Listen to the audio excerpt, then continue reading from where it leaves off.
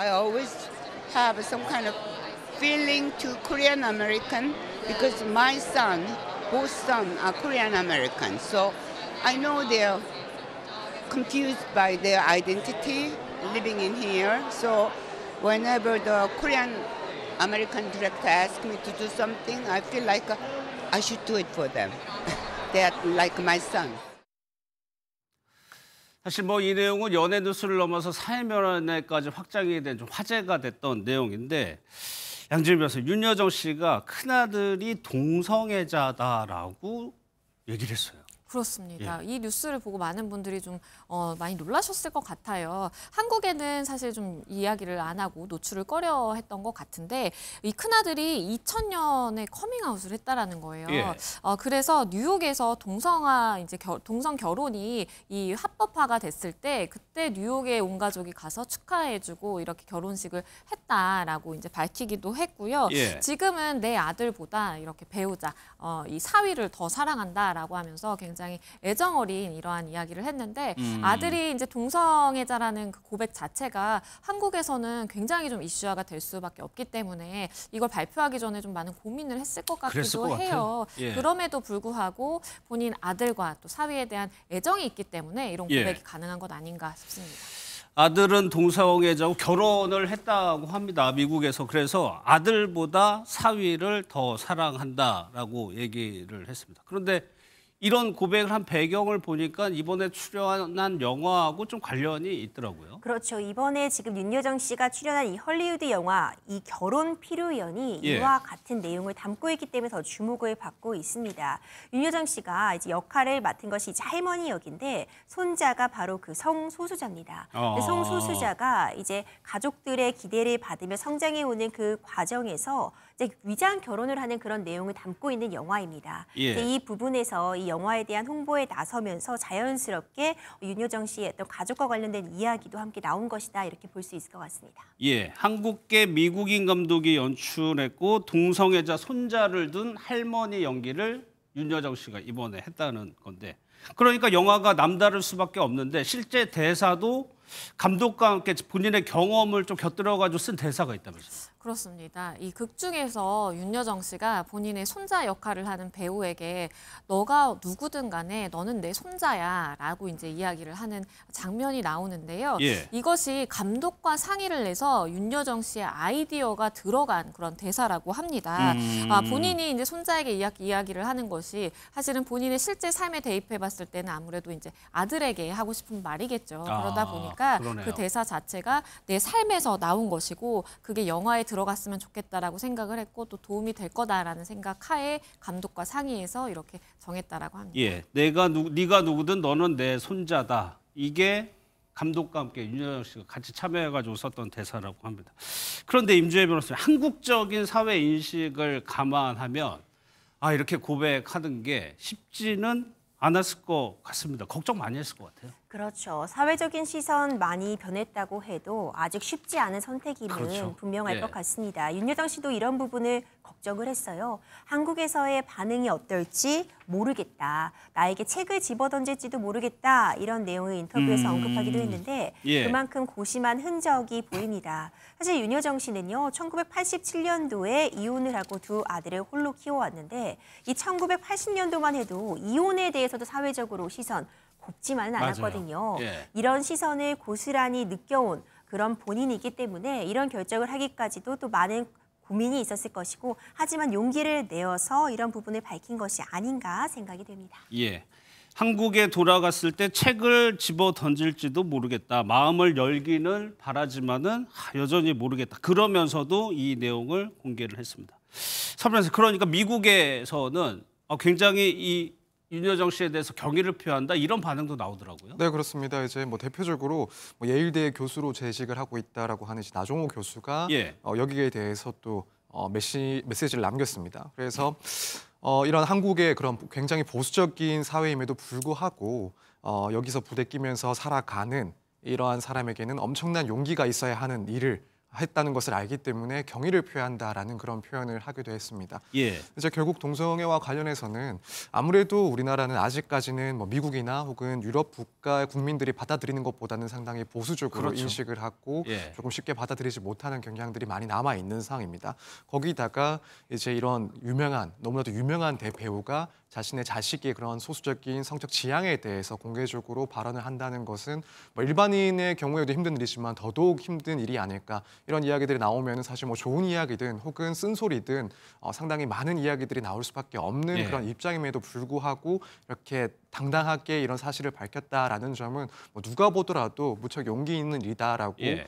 칭찬을 할 만한 그런 일이라고 보입니다. 그래서 이런 상당히 존경심을 표하는 그런 말들이 많이 나오고 있는 것 같습니다. 아니, 양 변호사님, 우리를 한번 생각해봐도 홍석천 씨 있었잖아요. 당시에 커밍아웃이라는 걸 했을 때 지금이야 많이 적응이 됐지만 그 당시만 하더라도 굉장히 큰 논란이 됐었거든요. 그렇죠. 그때 이제 홍석천 씨가 커밍아웃을 한 이후에 정말 사회면이든 뭐든 언론이 다 이제 홍석천 씨의 얘기로 도배가 됐을 정도로 정말 많은 사람들이 관심을 가졌던 그런 뉴스인데요.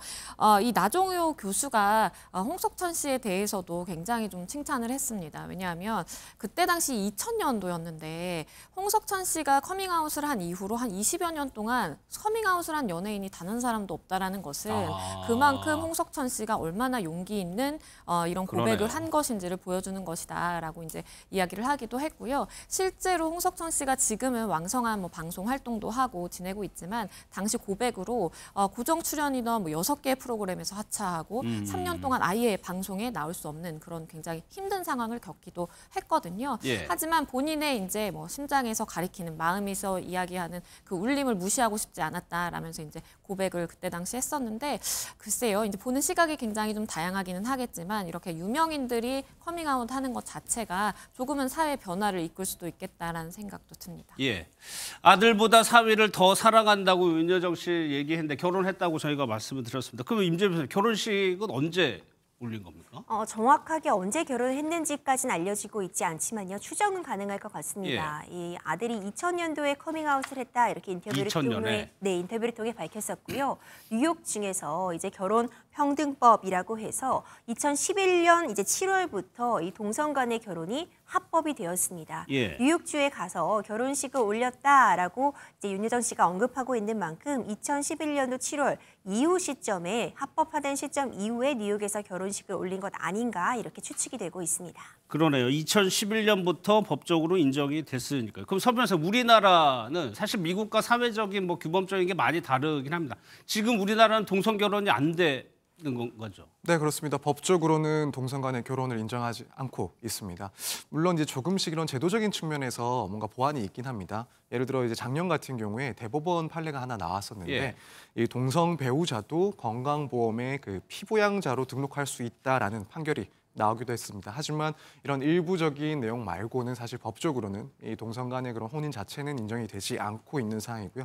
이제 여기에 대해서는 끊임없이 제도화가 필요하다라는 이야기들이 나오고 있긴 한 상황입니다. 그리고 최근에는 동성 부부들이 이 민법 규정, 그러니까 이성 간의 혼인만 법적으로 인정하는 민법 규정에 대해서 예. 이제 헌법을 위반했다, 기본권을 침해했다라는 이유로 헌법 소원을 제기한 바가 있습니다. 그래서 여기에 대해서는 아직까지 이제 헌법재판소에서 심리를 하고 판단을 해야 될 단계이긴 한데 예. 지금 어쨌든 과거에 비해서 분명히 이런 인식들이 상당히 개선되고 있는 상황이니만큼 이 헌법재판의 결과도 조금 지켜볼 필요가 있지 않나 이렇게 생각이 됩니다. 아직 결론은 안 나온 상태고요. 네, 그렇습니다.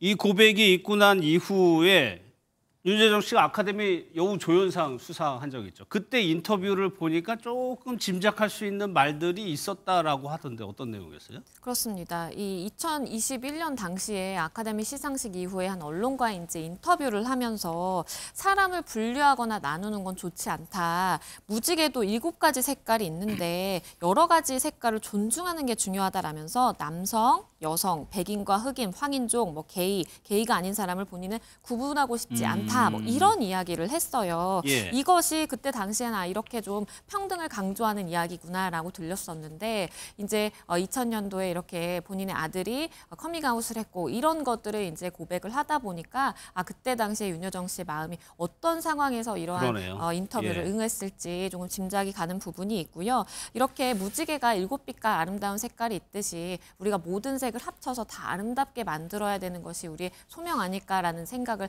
한다라고 이렇게 밝혔습니다. 예, 2000년도에 커밍아웃을 했다고 하니까 당연히 저 때면은 윤여정 씨가 알고 있었던 상황이었죠.